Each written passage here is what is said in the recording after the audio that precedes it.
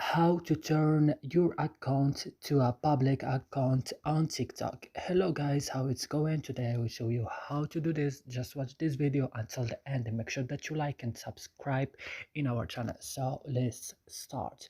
The first step is going to TikTok, then open it. When TikTok is open, as you see now, I will found home automatically. I will just go here on profile and click.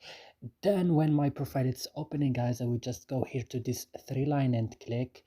Then I will go to settings and privacy.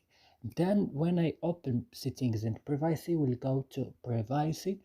Then I will go to private account here.